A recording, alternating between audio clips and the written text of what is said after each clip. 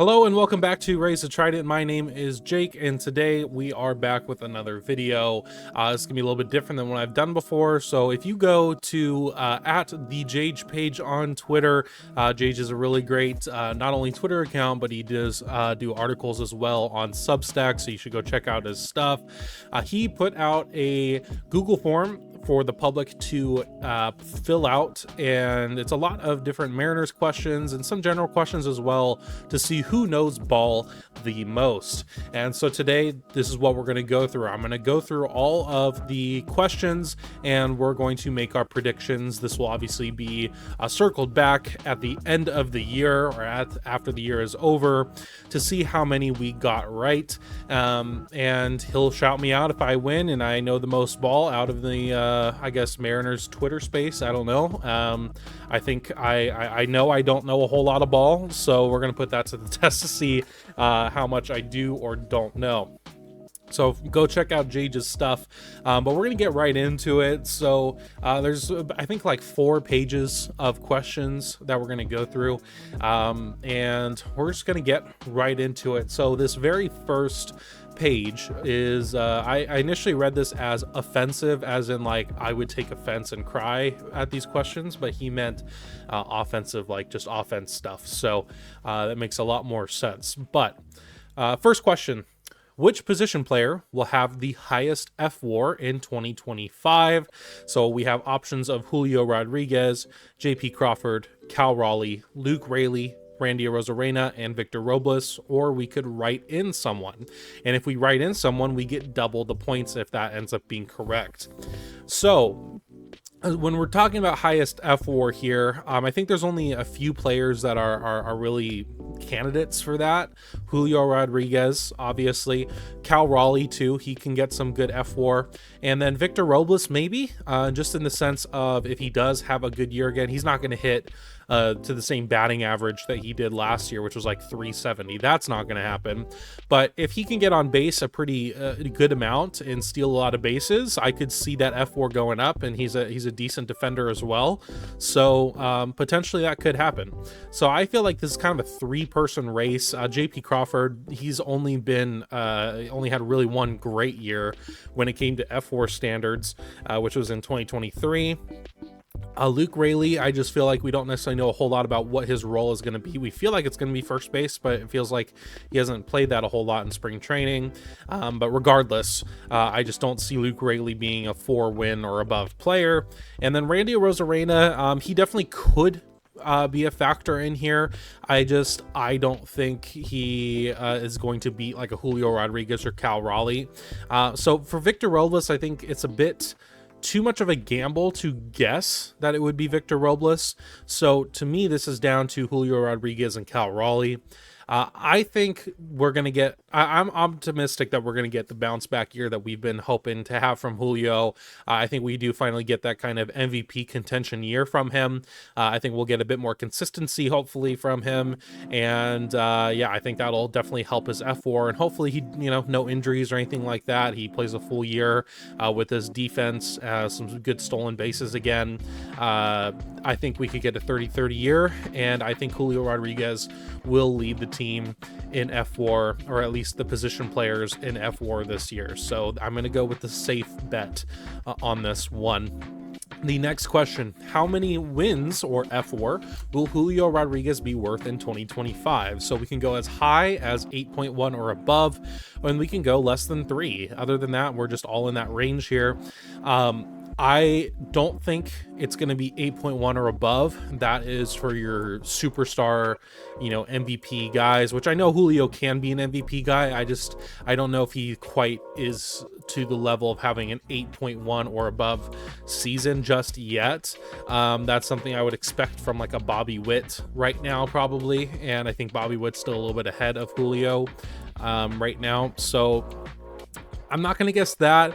Certainly, I'm not going to guess low either, especially if I'm going to have this, prediction that he's going to have this MVP level season. I'm not going to go, below 4 at least. So in this case, I'm kind of in that 5.1 to probably the 5.1 to 6 or 6.1 to 7. I don't think he's gotten more than 5. Maybe he's gotten a 6 WAR season or above. But I think he's probably going to be more in that 6.1 to 7 range, which is still a phenomenal year, and we certainly will need it for Julio if we want to make the playoffs. I think that would be huge to get that from him this year. So I'm going to go 6.1 to 7 for that. Next is how many wins, or F4, will Cal Raleigh be worth in 2025? We can go as high as 5.1 or above, or we can go less than 2. Now, it is possible with the injuries, especially all the injuries he's played through, that maybe this year is when we do see kind of a more extended IL stint for him, which I hope not. And in that case, it is definitely feasible with F, that he could get less than 2 if that were the case. If he is playing regularly, I think his floor is definitely higher than that. So for me, I think last year he was probably in the 3 to 4 range. I think he's going to be right around there. I think he's going to be right around 3.1 to 4, which is really good for a catcher. So I will take that from Cal Raleigh. Next we have how many wins, or F4, will JP Crawford be worth in 2025? So JP is an interesting one because, like I said, 2023 has really been his only like good year in the MLB in general. So I don't feel like I can be overly optimistic, especially 5.1. Just I don't see that happening. His good year was in the 3 to 4s, so I just don't see anything higher than that. And I think 2023 was probably his ceiling, most likely. So in that case, I'm going to be a bit conservative here, and I'm not going to go for 3.1 to 4. I think I'm going to go a little bit less than that. So it's against, do I do 2.1 to 3 or less than 2? And frankly, if we're looking at just his career, I'm pretty sure the safer bet's probably less than 2.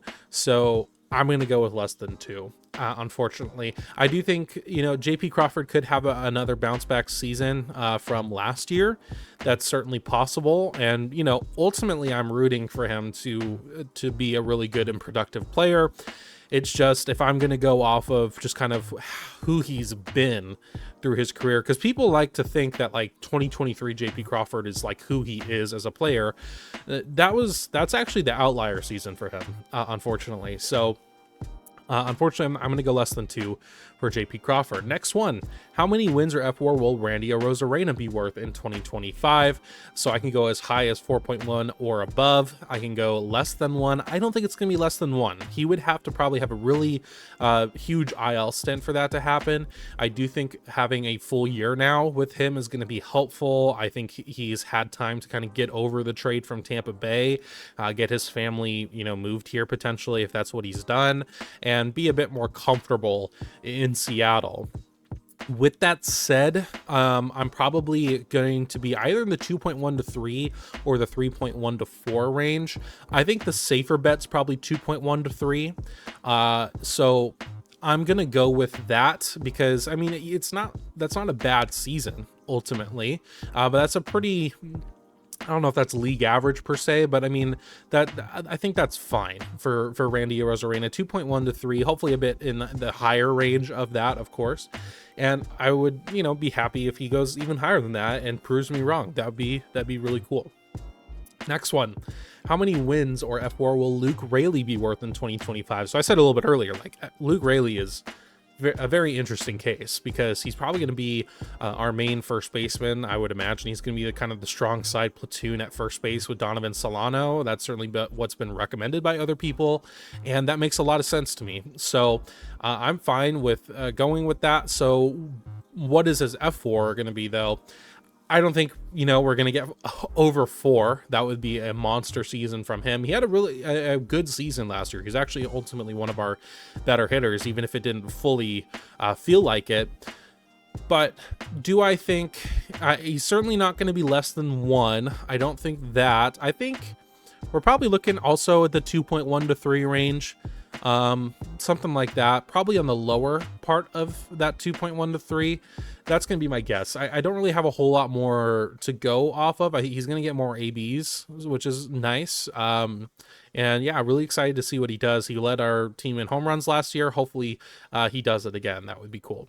Last one. How many wins or F4 will Victor Robles be worth in 2025? So some people might be wondering, like, why would Jage put, less than 1 as the floor for Victor Robles? And kind of similar to JP Crawford, Victor Robles hasn't always been a very great player. He's only had, other than his Seattle stint last year, he's only really had like one other like good year in the bigs. So it makes sense that, less than 1 is definitely feasible. It could happen. But in this case, I think he's going to be solid for us. And, he has the on-base skills. He has the speed, especially with the stolen bases, and he's a fine defender. So I think he'll get his wins and whatnot. So I think it's probably safe to also put him in the 2.1 to 3 category. That would be obviously a win from Victor Robles if he were to get in that range. And I do think that would definitely help as far as the contract extension as well. Okay, so now we're going to be going into the pitching categories for our pitching staff here. The first question is, which pitcher will have the highest F4 in 2025? So we have options of Luis Castillo, George Kirby, Logan Gilbert, Bryce Miller, Brian Wu, Emerson Hancock, Andres Munoz, or a write-in. And once again, points are double if my write-in is correct. So with this, when you're thinking of F4, you have to think about starting pitching, because relievers are never going to have, even if they have a phenomenal season, it's not going to be more F4 than probably your best starting pitcher, just because of the sheer amount of innings. So with that said, love Andres Munoz. I don't think he's in contention here, and I don't think any other bullpen pieces are in contention here. So we're going to strictly stay to the rotation. So at this point, just who do you think is going to have the better year? Now, I will say that in F4 standards, George Kirby actually led the team in F4 last year, which is interesting because no one would say that he was the better pitcher or the best starter last year. That was easily Logan Gilbert, but George Kirby led the team in F4 regardless, which is just really interesting. I'm not really sure how that works. I don't know if the league leading walks per 9 is a big part of that. I'm not sure, but that was certainly interesting to know. So with that said, I feel like we're probably between George Kirby, Logan Gilbert, Bryce Miller, most likely. And because I just don't think Luis Castillo has it in the tank to like lead the team in F4 anymore. And Brian Wu, it's just, I don't think he's really a safe enough bet with his injury history. Certainly hope he has a full healthy season, but I'm not going to bank on that at this point. So between Kirby, Gilbert, and Miller, I do think Miller has a shot at being kind of the best pitcher on the staff this year, but with Kirby, I'm still a bit skeptical of how good or what his ceiling could be. So for me, I'm going to go Logan Gilbert. I know that's the safe and boring answer, but I just feel like I can't see Logan having that much worse of a year, and I do think he could even have a better year than last year, because he did still have a few starts that just things got out of hand. He gave up, I believe, 8 runs against the Twins one time last year. He had just a few blow-up starts, so I think it's possible that his ceiling is even higher than what we saw last year, and ultimately I'm a bit biased. I'm a big Logan Gilbert fan, so I'm going to go with Logan Gilbert. Next one, how many wins or F4 will Luis Castillo be worth in 2025? So we have the high of 5.1 or above, or we could do a floor of less than 2. So I do think Luis Castillo has the potential of being the least productive starter in our rotation, just with the mileage that his arm has, and we've seen a little bit of a decrease in velocity so far in spring training, not by a whole lot, but it's been down a tick as well. So he's going to have to really command and control better than he has before if he wants to be as effective as he's been. But with that said, I believe when Kirby led the starters in F4 last year, he was at 3.4. So to think about it, he's not going to be, I don't think he's going to be in the threes. I think he's either going to be the 2.1 to 3 or less than 2. I'm going to go less than 2 for Luis Castillo personally. Because if you think about it, last year, you know, Wu, I think, was at 1 point something, 1.7, 1.8 maybe. And Wu didn't have a bad year by any stretch of the imagination. So I'm not saying that less than 2 means Castillo is going to have a horrible year. I just don't think he may be as effective as he's been before.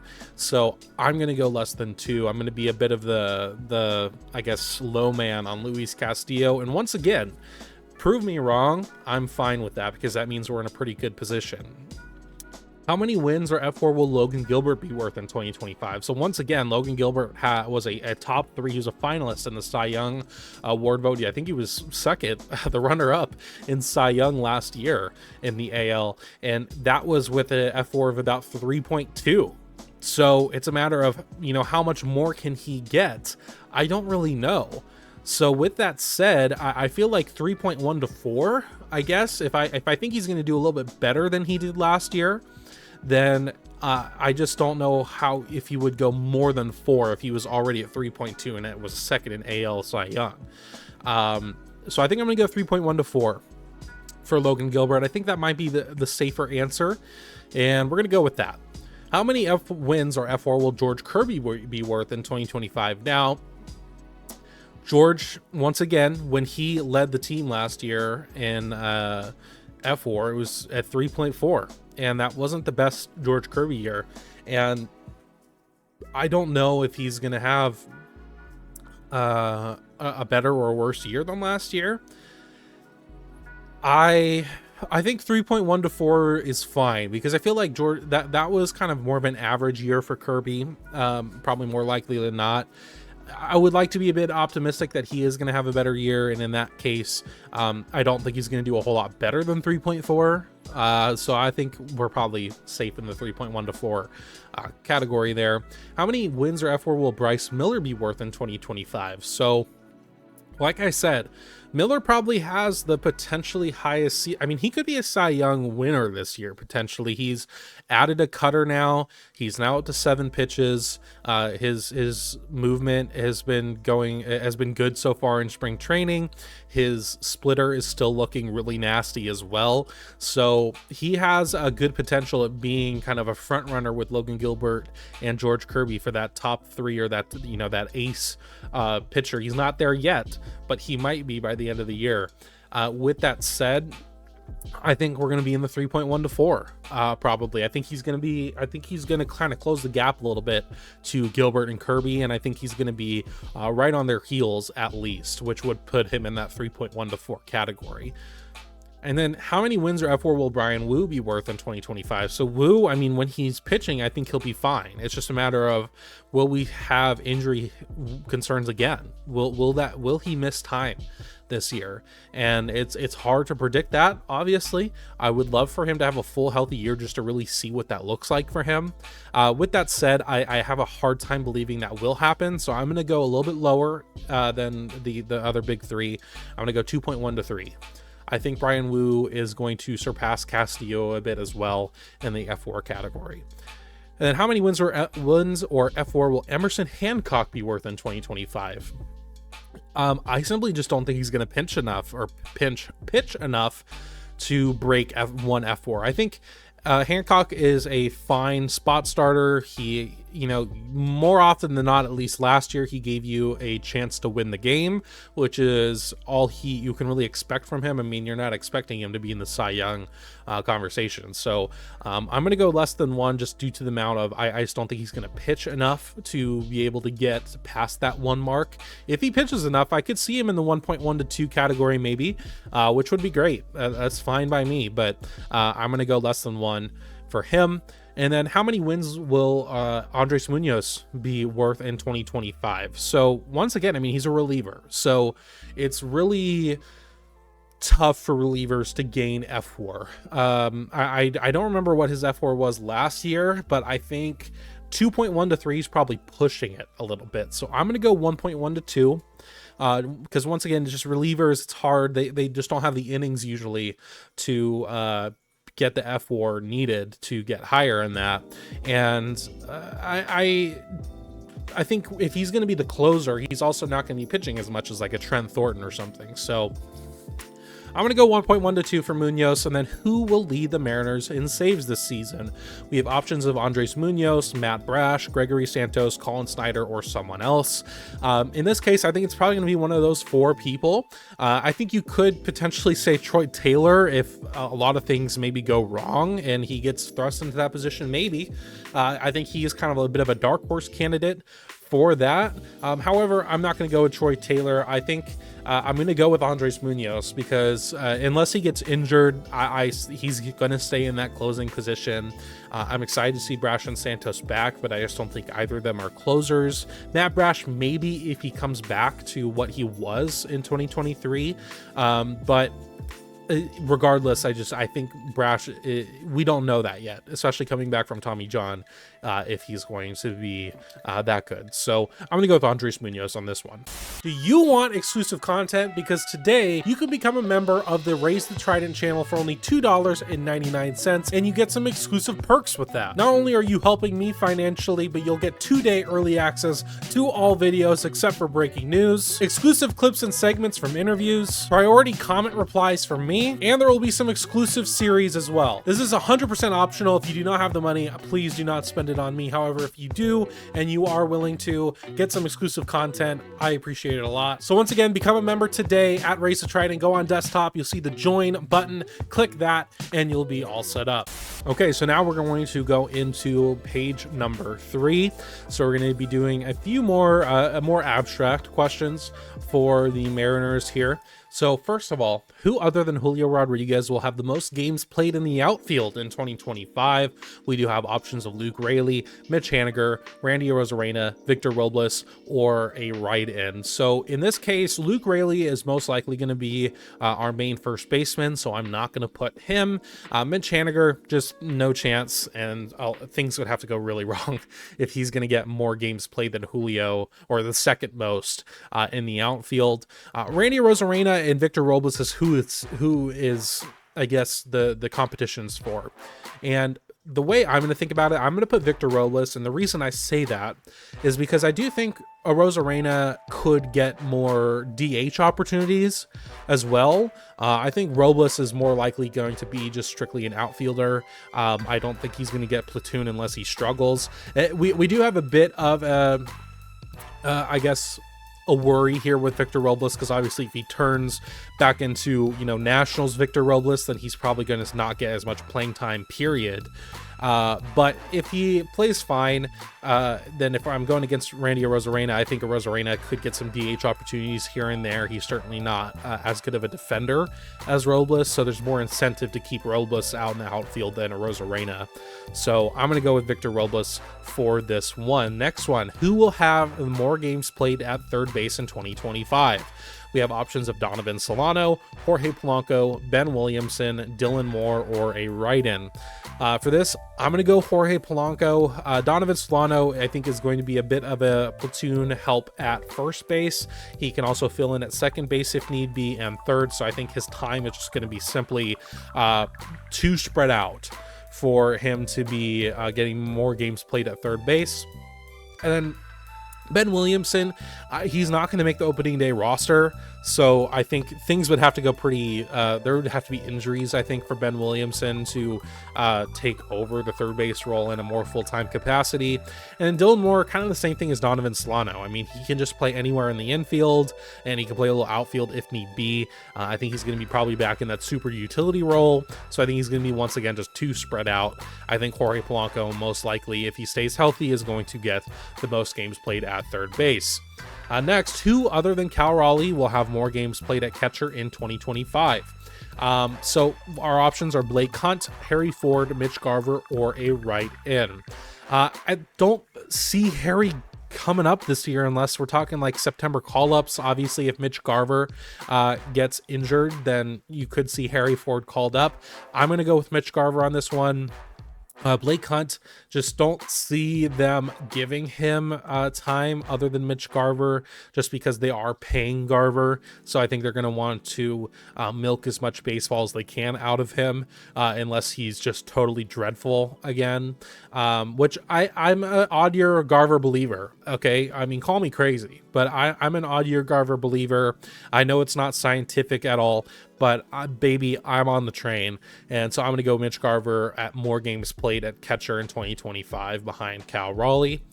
Next, which player will have the most F4 in 2025? Between Donovan Solano, Dylan Moore, Miles Mastrobuoni, and Ryan Bliss. Donovan Solano certainly is a contender here. Dylan Moore, maybe not. Miles Mastrobuoni, definitely not. And then Ryan Bliss. For me, it's against Donovan Solano and Ryan Bliss. I do think Ryan Bliss is probably going to be our opening day second baseman. And I do think they're going to give him some runway, at least in the first month, to see how he does and then go from there.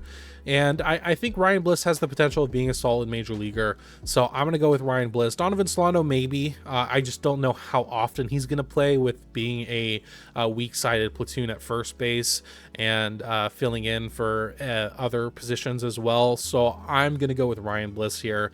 And yeah, excited to see how Bliss does this year.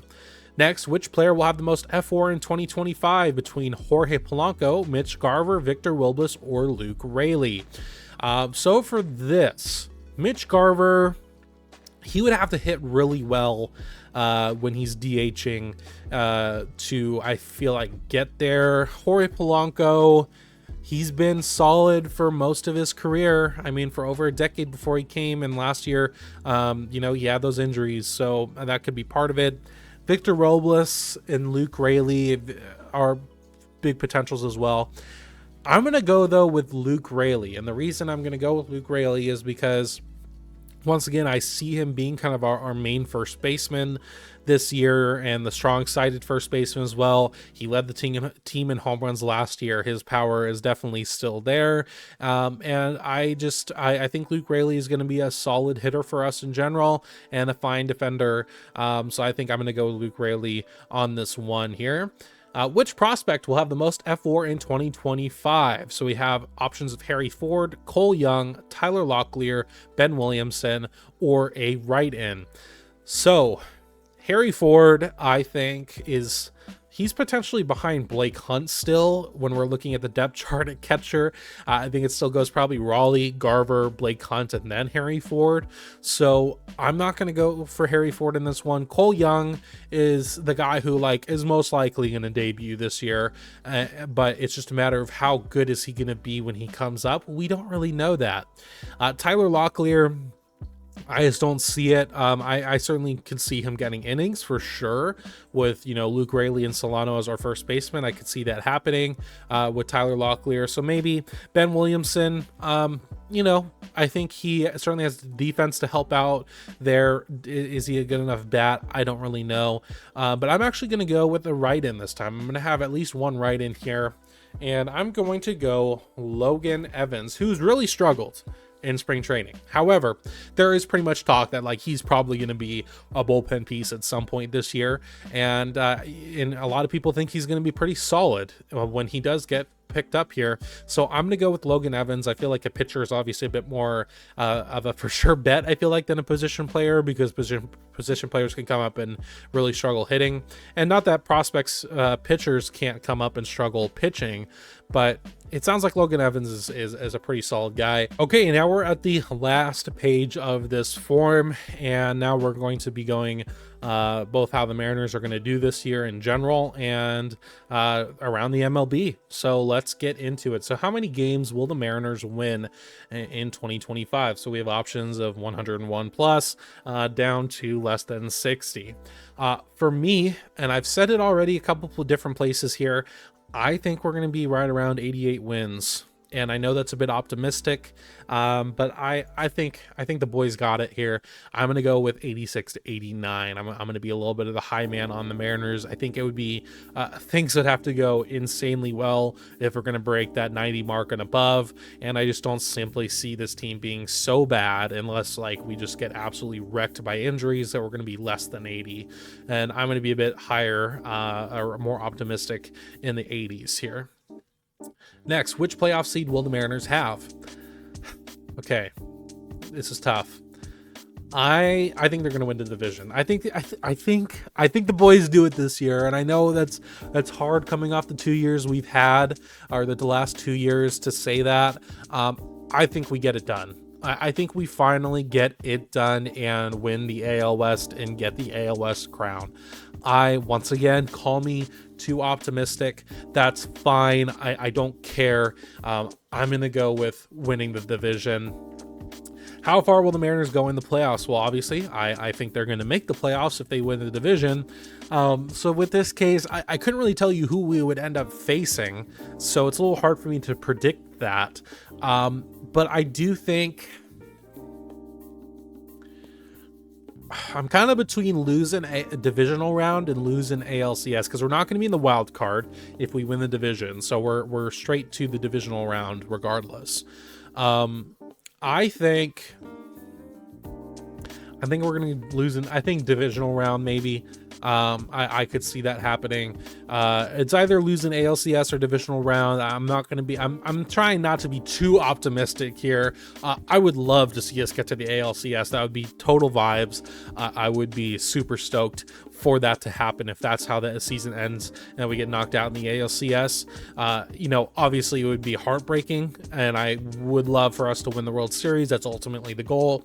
But regardless, I would be super at least proud of the boys for getting there if we got to the ALCS. So next, we got the divisional round is where I think we're going to end up. Who wins the AL MVP? We do have options of Bobby Witt Jr., Aaron Judge, Gunnar Henderson, Corey Seager, Vladdy, Yordan Alvarez, Mike Trout, Julio, or a write-in.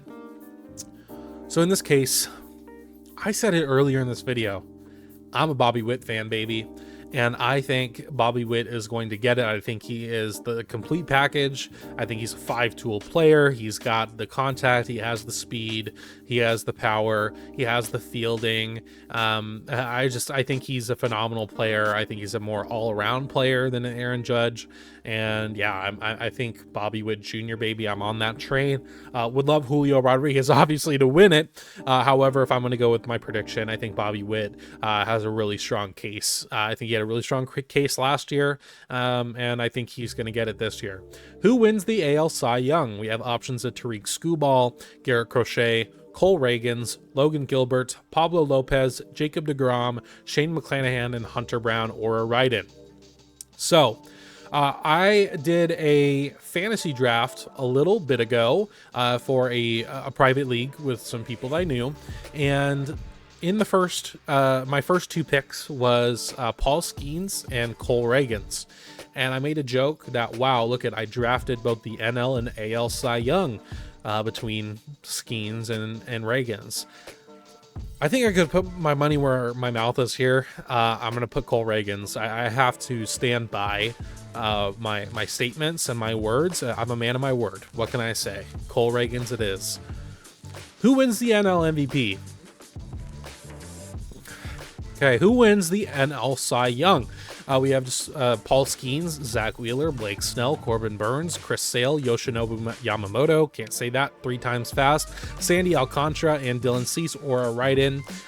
Once again, man of my word, Paul Skeens is going to get the NL Cy Young this year. A full year of Paul Skeens. If he does what he did last year, or even remotely close to it, I think he's probably a lock for that. Who will win the AL East? So now we're getting into the divisions and who I think are going to win. So with this, obviously I don't think the Rays or Jays are in it. I think the Orioles are probably going to be a bit behind. Their pitching just simply is not where it should be. And they just lost Grayson Rodriguez. That's huge. So I think these 3 are no's. And then I'm thinking Yankees or Red Sox. And you know what? I'm going to go with the Red Sox. I think the Red Sox are going to get the AL East. And the reason for that is they have a lot of good young players. They obviously have Rafael Devers still. Jaron Duran is a solid player. Casas is a solid player. And their pitching has been upgraded. Garrett Crochet, obviously, I think he's going to be a huge AL Cy Young candidate this year. They got Walker Buehler as well, which I know he's had a couple rough years. But, you know, I think he could have that bounce back year. And with the Yankees, like, the depth just simply isn't there. They're probably losing Garrett Cole for the season. They have some good pitching regardless, but they also lost Luis Gil, so it's like Max Fried is probably your best pitcher at this point. You have Carlos Rodon, gross. And then yeah, I just don't see on the offensive side, I don't think they have the depth that the Red Sox have, so I'm going to go with the Red Sox. Who will win the AL Central? So last year, the Guardians won it pretty handedly. I'm going to go with the Guardians again. I'm not going to beat around the bush about that. I think the Guardians get there. And then who will win the AL West? I said earlier, I think we're going to win it. So who will win the 3 AL wildcard spots? So this is not me picking the Orioles. I had to put some bubbles in there. So now we're going to go with who do I think is going to get there. Orioles, probably not. Yankees, I think they definitely have a chance to get a wild card spot. Not the Rays or Blue Jays. White Sox, no. Tigers, maybe. I definitely think the Royals are going to get one, so we're at least going to give them one. Twins, maybe, but they're kind of rebuilding-ish and they're selling, and so probably not. The Rangers, no, I think the AL West is still probably going to be one of the weaker divisions in the AL. So I'm kind of between the Detroit Tigers and I think I'm going to go Yankees, Tigers, Royals. I think Yankees are probably going to get the wild card 1. I think Royals get the 2 and Tigers get the 3. That's going to be my guess. For the wild card, who ultimately wins the American League? So, I said the Red Sox, Yankees are going to be in it. The Guardians, Tigers, and Royals will be in it, and the Mariners. I said we'd be losing in the divisional round. I think I'm going to go with the Royals. I really liked what I saw from them last year, and I think their pitching is great. And so I'm going to go with Royals. I think this is their year to win the American League, and I would love to see the Royals in the World Series, especially Bobby Witt. So I'm gonna go with them. Now we move on to the NL. So with the NL East, who do I think is going to win? Phillies won it pretty handedly last year. I think the Phillies are probably going to win it again. With the NL Central, Brewers won it pretty handedly, but it's probably between the Brewers and Cubs. Cubs got Kyle Tucker, so it's hard for me not to maybe lean their way, but I think Brewers get it again. I think the Cubs are going to be right in it, though. NL West, Dodgers. I mean, come on. Yeah, that's just where I think it's going to go. So now for the wild card here. So I think the Phillies are going to win it. I think the Mets are going to get wild card 1 for that. I think Cubs are going to get one of the wild card spots. Let's see here. Sorry, Diamondbacks. Well, Diamondbacks might be ahead of the Padres, I would say. I feel like we have to get an NL West team in here. So I think we go Diamondbacks 2, Cubs 3. So I'm going to go Mets wildcard 1, Diamondbacks wildcard 2, and Cubs wildcard 3. Who wins the National League? I think it's the Dodgers probably. And then who wins the World Series? I think the Dodgers are going to repeat probably. They're just so incredibly deep, and they are getting everyone. Their bullpen's insane. I think the Dodgers are the clear favorite, and I'm not going to stray away from that. So with that said, that is the end of the form here. We're going to submit it. I appreciate you if you've been watching here today. Please leave a like, subscribe to the channel. It's free. If you want exclusive content, you can become a member today for only $2.99. I would really appreciate that as well. But that's going to be it from me in this one, and I will see you in the next.